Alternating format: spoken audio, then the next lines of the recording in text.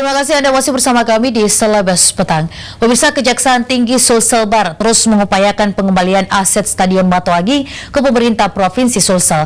Pihak Kejati kini tengah menunggu hasil pertemuan dari pihak Yos maupun Pemprov dan diharapkan pertemuan tersebut menghasilkan kesepakatan kedua belah pihak.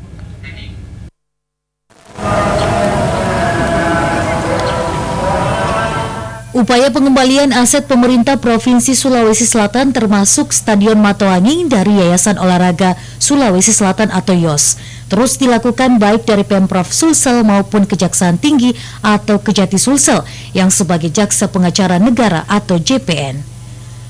Kepala Kejaksaan Tinggi Sulsel Firdaus De Wilmar tengah menanti hasil pertemuan yang dilakukan pihak Pemprov Sulsel bersama pihak YOS sebagai pengelola Stadion Matoagi.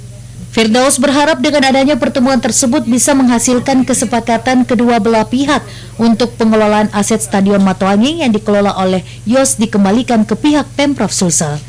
Dengan Pemprov dan YOS, nanti kita lihat hasilnya. Tadi tim JPN-nya sudah saya tugaskan ke sana. Nanti tim JPN-nya melapor ke saya apa hasilnya. Dan saya harapkan masalah Stadion Matoagi secara yuridis formal maupun yuridis material sudah tidak ada masalah lagi, aset itu sudah kembali kepada Pemprov.